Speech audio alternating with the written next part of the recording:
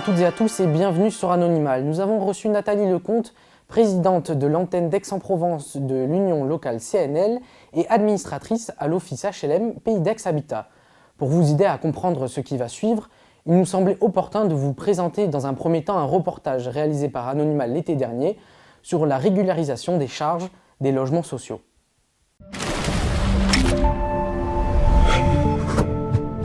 Là, par exemple, cette personne, elle paye 1 089 € de provision de charges communes, 199 € de provision d'ordures ménagères, ok.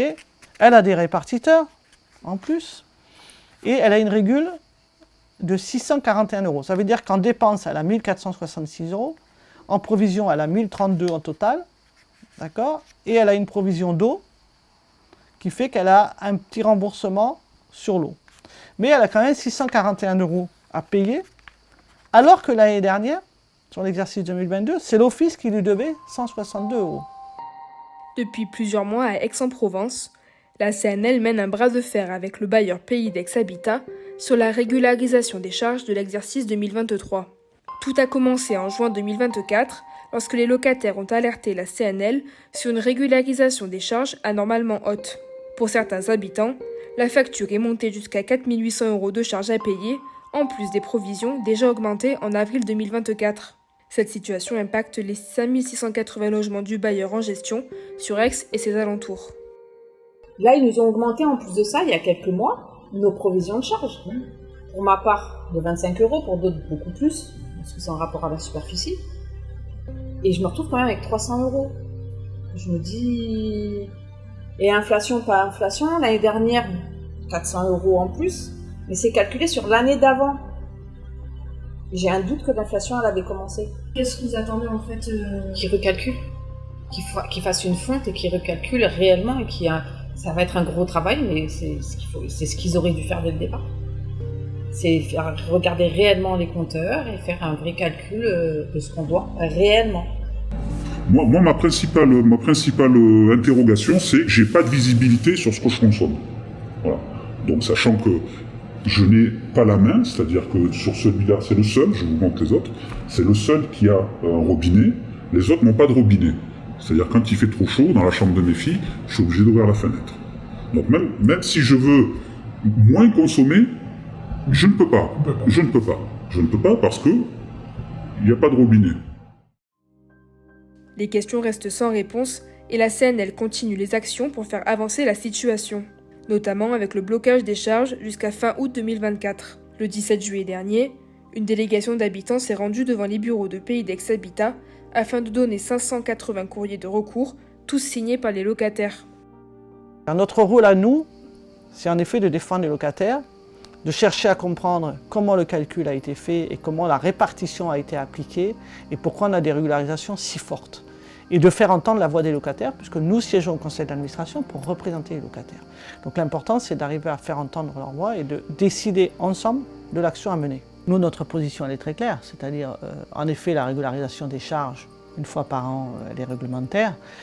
Après, là, on s'aperçoit que dans le mode de calcul appliqué et dans les montants réclamés, il y a certainement des erreurs. Depuis 2017, tous les logements profitent d'une facture individuelle de chauffage représentant 70% de leur consommation individuelle et 30% de la consommation commune. En 2023, Pays d'Aix Habitat a fait installer des boîtiers de calcul appelés répartiteurs sur chaque chauffage de chaque appartement. Le boîtier enregistre et compare en continu la température du chauffage et du logement afin d'en déduire la consommation. Il est remis à 0 à la fin de la période de calcul des charges. Malheureusement, ce fonctionnement reste un mystère pour les locataires. Alors, voilà, vous êtes dans mon appartement. Vous connaissez, bien sûr. Voilà.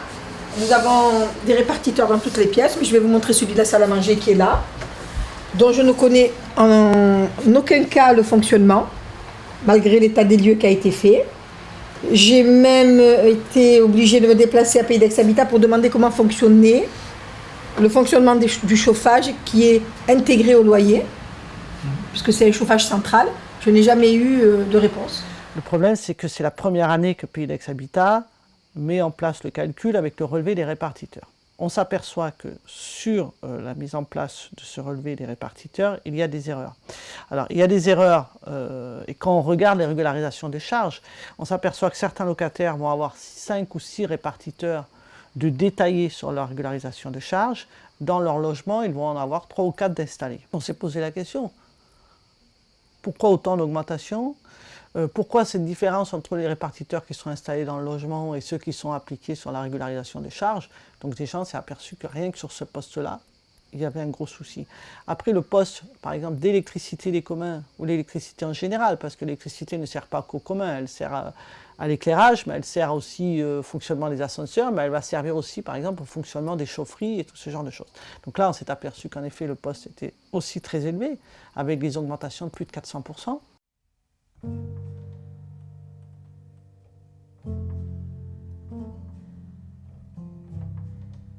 L'année dernière, on a eu une augmentation de 650 €, alors qu'auparavant on était 3 parce qu'il me restait ma fille cadette à la maison, et on se retrouvait à 2. Mais on a payé 650 € en plus. Et cette année, pareil, en gros, si je compte par rapport aux toutes les années précédentes, j'en suis encore à 650 € de plus que ce que je paye. Avant de me rembourser, maintenant je dois payer. Il n'y a rien à faire. Au bout d'un moment, je suis navré, ça fait 20 ans qu'on se bat contre le Pays d'Aix parce qu'on paye des prestations qu'on n'a pas. Des charges pour des choses qu'on n'a pas. On nous augmente là l'électricité de 280%. On n'a pas eu d'électricité tout l'hiver sur le parking. À partir de 18h, on était avec les portables pour circuler. Il y a un problème, faut qu'ils arrêtent. Qu'est-ce que vous attendez, vous, de tout ça, en fait, de toute cette situation? Que les choses puissent se réguler. Que les choses puissent se réguler, qu'on nous rembourse déjà les nettoyages de cages d'escalier qu'on n'a jamais eu, parce que les charges communes sont chères.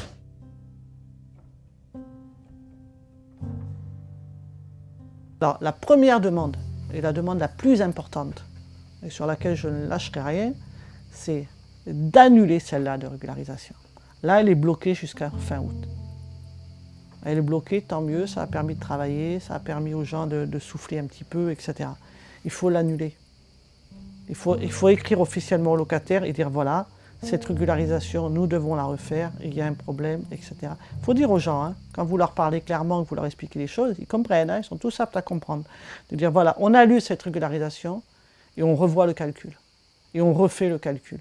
Et on alerte le conseil d'administration, après, pour dire, voilà, est-ce qu'il faut voter un abattement, est-ce qu'il faut que l'office fasse un effort, comment on gère. Mais il faut revenir au mode de calcul du chauffage, à la superficie de logement, au tantième, voilà, et dire, on n'est pas bon sur les répartiteurs, on n'a pas été capable de faire les choses correctement, le locataire est dans l'impossibilité de vérifier lui-même combien il a consommé avec les répartiteurs qui sont en place. Voilà. Personne ne connaît le fonctionnement et personne n'est capable de dire j'ai consommé tant. Voilà, clairement. Donc la première demande, c'est l'annulation de la régula. De l'annuler, et à partir de ce moment-là, on se met autour d'une table, nous on vérifie toutes les factures, on vérifie tous les contrats, on voit quel est le mode de répartition qu'il faut appliquer, pourquoi il y a eu des erreurs comme ça, il ne faut pas appliquer les forfaits sur les répartiteurs, il faut repartir à l'ancien mode et voir, et ensuite travailler en effet sur pour 2024, comment on va répartir les charges, comment on va appliquer le vrai calcul des répartiteurs, comment on va travailler sur l'économie d'énergie. Il faut admettre, voilà, vous avez fait une erreur, on repart sur un calcul, on repart à zéro et on retravaille sur tout le dossier. Voilà. Anonymal TV a contacté Pays d'Aix Habitat pour leur donner un droit de parole. À ce jour, nous restons sans réponse. Le 6 août dernier, le président du Pays d'Aix Habitat a répondu aux doléances de la délégation du 17 juillet. Les charges resteront bloquées après août, un contrôle des charges sera effectué la semaine du 19 août et une réunion avec Pays d'Aix Habitat aura lieu pour étudier le calcul de la régularisation.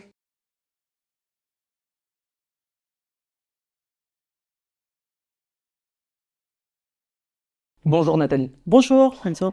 Pour l'union locale, vous établissez une permanence et vous intervenez dans le domaine du logement. Vous êtes donc un acteur clé pour les locataires dans votre région. Récemment, votre bureau a été fermé à la suite d'une décision prise au niveau départemental, alors que vous étiez en train de monter un dossier de charge. Avant de revenir sur cet événement, Nous allons d'abord regarder un reportage réalisé par Anonymal l'année dernière pour mieux comprendre vos missions et les enjeux auxquels vous faites face.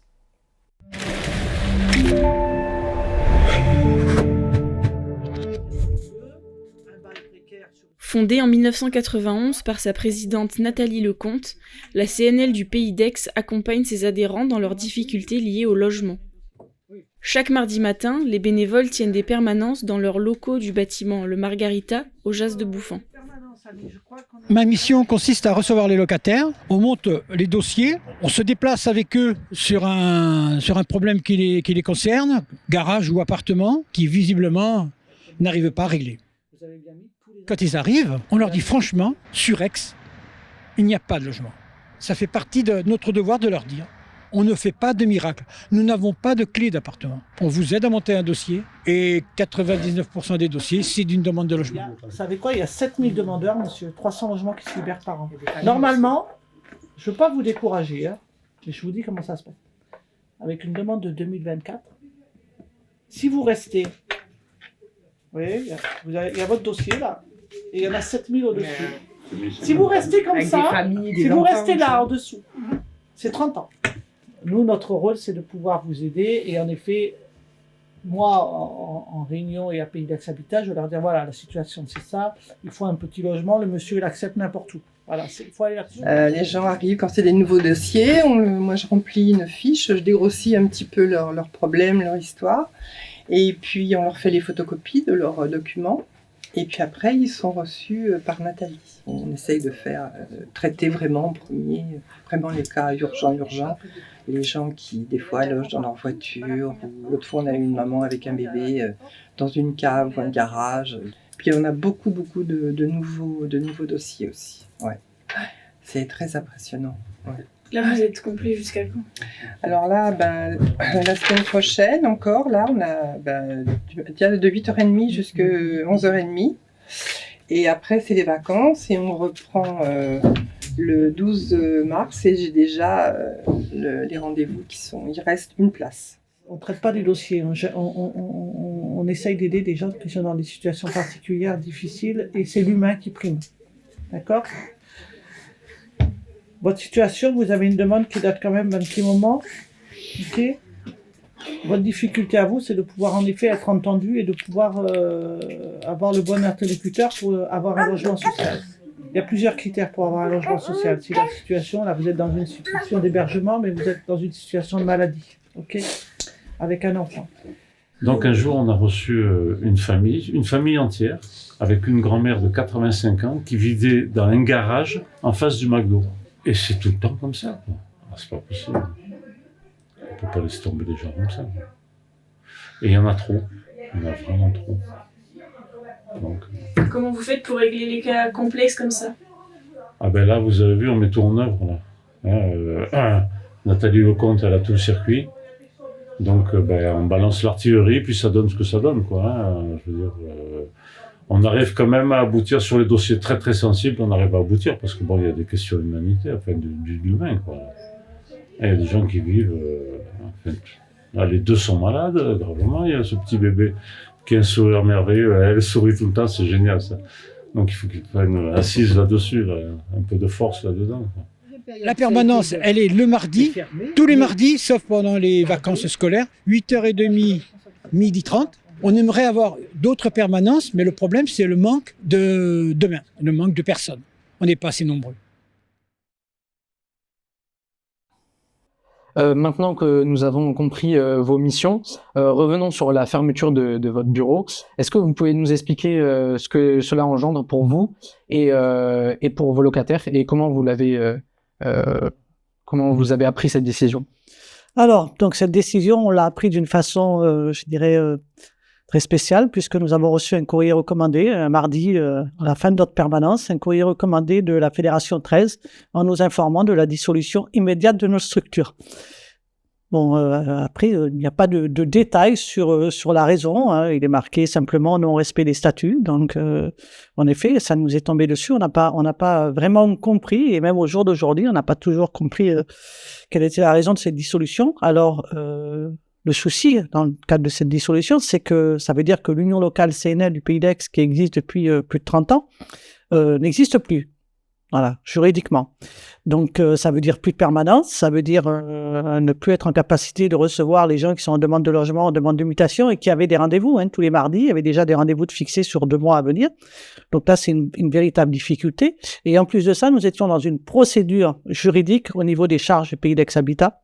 Donc, c'est ça, je dirais, le souci le plus important pour nous. C'est tous ces locataires qui étaient dans une démarche avec nous, très très nombreux, et qui aujourd'hui se retrouvent avec une facture de charge élevée, qui n'ont toujours pas payé, et où le bailleur en profite pour leur mettre pression. Voilà. Tous ces gens-là qui se sont retrouvés seuls du jour au lendemain, puisqu'ils ont tous fait appel à notre association, ils sont venus très très nombreux à nos réunions, ils ont réagi vivement, et là, ils sont tous très inquiets de la situation. Voilà, c'est ça là, le souci premier. Et donc, il y aurait une réunion avec le référent national dans les jours à venir. Voilà. Alors, aussitôt, nous avons interpellé, bien sûr, le président national, puisque je veux dire, la confédération en elle-même, elle est très structurée. Le siège à Paris, ensuite regroupe les fédérations départementales, et les départements regroupent les unions locales. Donc, nous sommes rattachés en tant qu'union locale donc, à la fédération des Bouches-du-Rhône, dont M. Gilbert est le président. M. Gilbert est le signataire de cette lettre de dissolution. Il a fait une réunion avec quelques-uns et il a décidé, comme ça, du jour au lendemain, de dissoudre la structure. Donc, aussitôt, nous avons interpellé le national, il y a 15 jours, en expliquant, en donnant un certain nombre d'éléments, en lui transmettant des documents, en lui transmettant tout ce que nous avions en main sur la situation. Et aujourd'hui même, le président national a fait un courrier officiel où il annule temporairement la dissolution de la structure. Voilà, il nous l'a écrit. Il m'a demandé d'envoyer ces courriers au président de Pays d'Aix Habitat et au directeur général et au service juridique, ce que j'ai fait dès ce matin. Et lui, en effet, propose à M. Gilbert, parce que ce courrier a été envoyé à M. Gilbert, propose à M. Gilbert de nous rencontrer, qu'une réunion ait lieu et que nous puissions discuter, savoir quelle est la raison de cette dissolution et pourquoi il a pris cette décision, qui est une décision très grave, puisque le président national, M. Elie Jacquemart, qui là prend une position claire au niveau du national, c'est le bureau confédéral qui a fait ce courrier aujourd'hui et qui a été signé par le président. M. Elie Jacquemart est lui-même surpris de la méthode employée par M. Gilbert, le président départemental, puisque les statuts nationaux, et qu'ils sont applicables dans toute la France et pour toutes les structures, statuts nationaux précisent bien que quand il y a un litige entre deux structures, on doit interpeller la commission des litiges à Paris. Et c'est cette commission qui décide, qui rencontre les deux parties, qui discute, qui regarde quels sont les litiges en effet qu'il peut y avoir, et c'est cette commission qui décide. Les statuts n'ont pas été respectés, parce que cette commission n'a pas été interpellée. Cette décision a été prise entre quelques-uns, et sans pouvoir justifier de quoi que ce soit. Donc, en effet, c'est les statuts qui ne sont pas respectés au niveau national. D'accord. Et ça a été voté le 10 février. Le 10 février, à Marseille. Cette réunion a eu lieu avec quelques personnes, voilà, qui sont soit membres d'Amicale, soit membres de la Fédération 13, et en disant simplement, on a un dossier sur table et on vote la dissolution. En sachant que nous avons reçu un courrier recommandé, mais que le bailleur Pays d'Aix Habitat a eu un courrier recommandé avant nous, soit disant que le préfet a eu aussi un courrier, soit disant que la presse a eu un communiqué. Nous n'avons aucun élément, nous n'avons aucune copie de toutes ces interventions. Voilà. Et donc, vous représentez combien de locataires actuellement ? Alors, à Pays d'Aix Habitat, moi je suis élu par les locataires, avec mon collègue M. Maigret, puisque nous sommes deux à être élus. Nous avons fait un score très très important lors des dernières élections de locataires il y a 2 ans. Moi, je suis élu à Pays d'Aix Habitat depuis 1999 au conseil d'administration, donc ça fait déjà un petit moment. Il y a 5800 locataires à Pays d'Aix Habitat. Dans l'action concernant les charges, il y avait à la dernière réunion au mois de novembre plus de 450 locataires présents. Voilà. Nous avons mis en place des groupes WhatsApp pour communiquer avec les locataires depuis plus de 2 ans. J'ai actuellement sur mes groupes WhatsApp plus de 2000 locataires inscrits avec qui je communique toutes les semaines. Et je leur fais des vidéos pour les informer au fur et à mesure de ce qui se passe. Voilà. D'accord. Et donc, comment vous gérez cette charge de travail au quotidien dans le contexte où il manque, c'est un défi, en fait, il manque beaucoup de logements, il y a beaucoup de problèmes. Oui, c'est extrêmement compliqué. Il faut savoir qu'il y a à peu près 15 ans, il y avait 15% de logements qui se libéraient. D'accord ? On est maintenant à 0,01% de logements qui se libèrent. Sur le reportage tout à l'heure, on parlait de 7 000 demandeurs. L'année dernière, nous en sommes à 14 000 sur Aix. 14 000 demandeurs de logements sociaux pour à peu près 300 logements qui se libèrent par an. Et pas de construction de logement social. Hein. Et on l'a vu au niveau national aussi, hein, parce que c'est un problème politique. Hein. C'est la volonté de construire du logement social ou pas. Voilà. Et on s'aperçoit qu'on est sur une ville où on ne répond pas, on n'a pas le taux de logements sociaux, on n'atteint pas les 20%, hein, ou les 25% suivant le nombre d'habitants. Mais en plus, on n'a pas une volonté d'en construire. Donc, c'est extrêmement compliqué, en sachant qu'on a une nouvelle population qui arrive comme demandeurs de logement social. Depuis quelques années, on s'aperçoit que beaucoup de propriétaires mettent en vente leur logement ou les reprennent pour leurs enfants. Beaucoup de gens qui étaient dans le privé depuis 20 ans ou 30 ans se retrouvent demandeurs de logements sociaux. Pourquoi ? Parce qu'ils ne peuvent plus accéder à un logement privé avec les revenus qu'ils ont. C'est impossible maintenant. Voilà. Plus, sur certaines villes, le développement Airbnb, etc., ce qu'on voit aussi, c'est aussi un problème. Mais il n'y a pas une volonté politique de construire du logement social. On appelle ça le logement social depuis des années, mais moi, j'ai tendance à dire du logement pour tous. Voilà. Et je suis membre au niveau de la Fédération des OPH de France. Au niveau national, c'est un vrai problème. Et puis bon, on a changé de ministre régulièrement ces derniers temps, donc il n'y a pas de décision de prise. C'est extrêmement compliqué.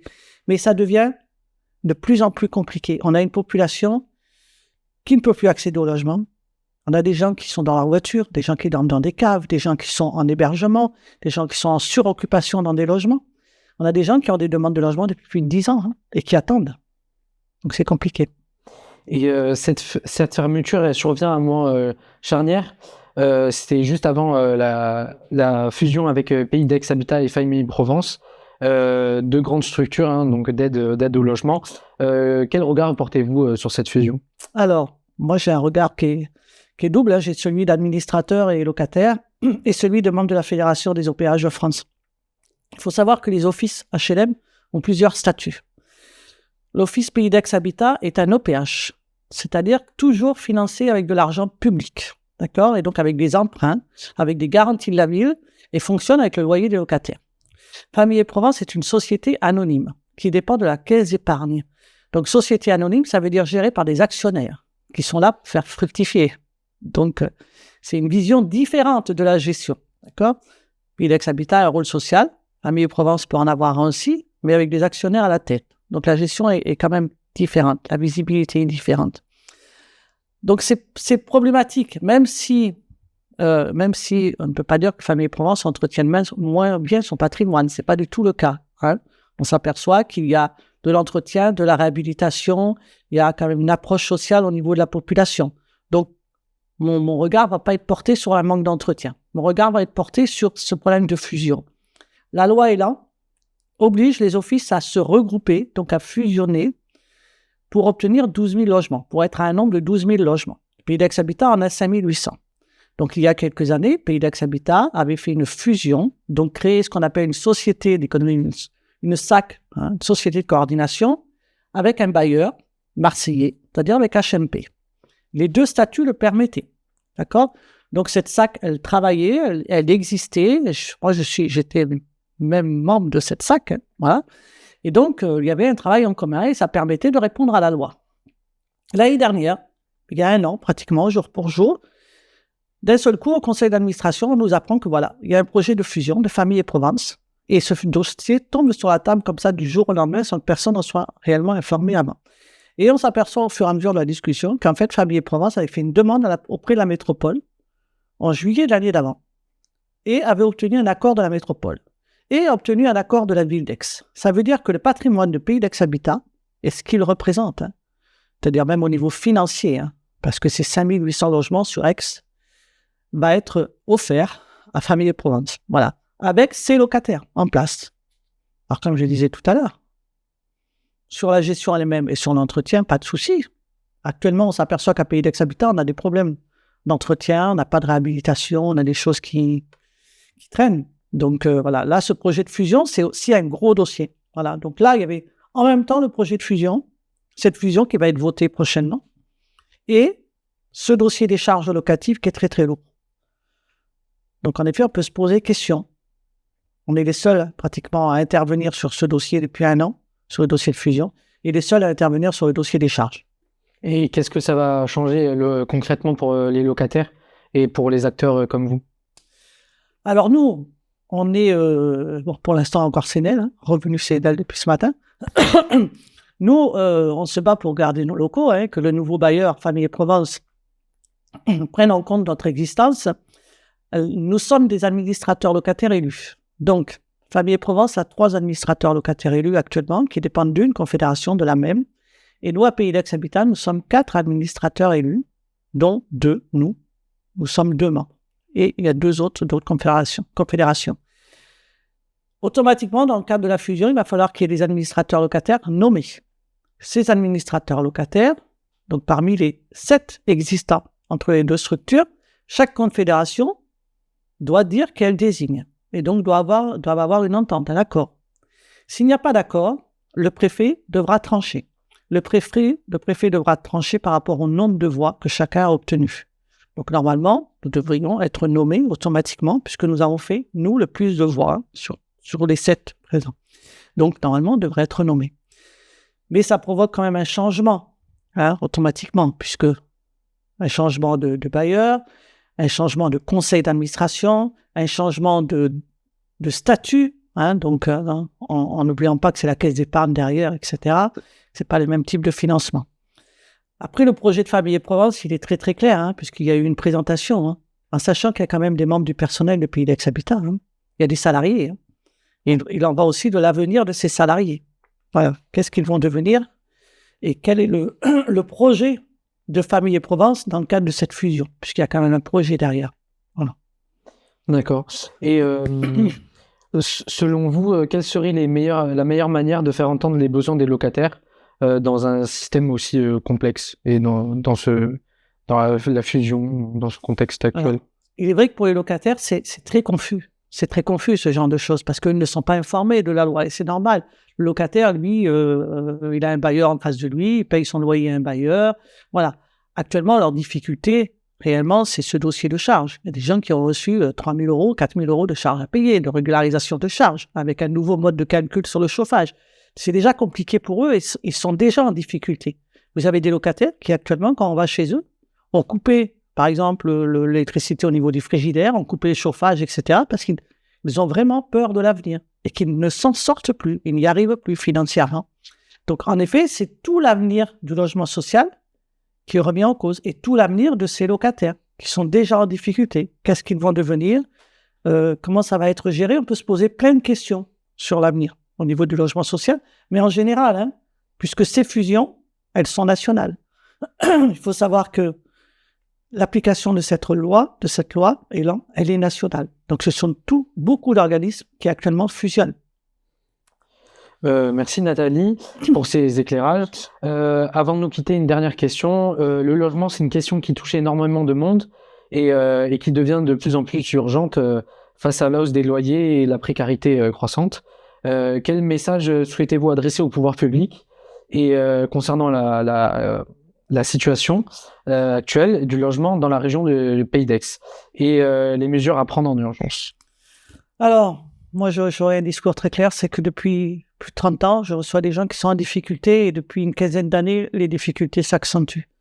Quand on voit des gens qui n'ont plus la possibilité de se chauffer, qui n'ont plus de quoi manger à la fin du mois, je dis au pouvoir public, mais inquiétez-vous de ce qui se passe et inquiétez-vous de tous ces gens qui sont sans logement, qui sont en surpopulation dans des logements, qui sont en difficulté, tous ces logements insalubres qui sont loués dans des conditions abominables, et toutes ces personnes qui vraiment lancent un cri d'alerte, mais sont seules parce qu'elles ne sont pas aidées.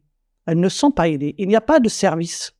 Il n'y aura même plus, bientôt, d'office HLM ouvert avec un accueil pour recevoir les gens, rien que pour faire leur demande de logement social. D'accord? Rien que ce service-là n'existera plus. On n'est pas en train actuellement d'être dans une politique d'amélioration au niveau du logement. Je veux dire, c'est catastrophique. Si le gouvernement lui-même ne met pas les moyens pour construire du logement social, ça sera catastrophique dans les années à venir. Moi, j'ai eu l'occasion de dire au maire dernièrement, mais dans 5 ans, vous allez avoir des bidonvilles. Hein. Vous allez avoir des gens qui vont se retrouver à la rue, qui vont installer des tentes ou des caravanes, parce qu'ils sont sans logement réellement. Donc, il faut que les pouvoirs publics réagissent. Actuellement, j'entendais la ministre du Logement dire « Nous allons pénaliser tous les bailleurs sociaux dans les 2 mois à venir s'ils n'entretiennent pas leur patrimoine. » Je trouve ça aberrant, moi. Donc, le moyen de pénaliser, c'est de récupérer de l'argent pour l'État, attention. Hein. Et la façon de le récupérer, c'est en effet de supprimer aux bailleurs les 30% d'abattement sur la taxe foncière quand vous êtes dans des zones sensibles. En effet, là, vous récupérez de l'argent. Mais pas pour investir dans le logement social. Mais par contre, peut-être que cette ministre, elle a oublié une chose. C'est qu'à la tête de tous les offices de France, quels qu'ils soient, il y a 30 ans en arrière, c'était automatiquement le maire de la ville qui était nommé président de l'office de la ville. Dans tous ces offices de France, depuis des années et des années, ce sont des élus qui sont nommés comme présidents et qui sont nommés comme membres du conseil d'administration de ces offices. Donc, qui est responsable de ce manque d'entretien? À part les élus qui ne connaissent pas le patrimoine, qui ne connaissent pas le fonctionnement du logement social, mais qui sont nommés au conseil municipal ou au conseil départemental pour gérer des offices. Voilà. Donc, la responsabilité, elle vient de là. Donc, réfléchissez sur le mode de fonctionnement des offices et sur ce qui n'a pas été fait jusqu'à maintenant. Eh bien, merci Nathalie Lecomte. Merci à la régie. Merci de nous avoir écoutés et à bientôt sur Anonymal. Merci.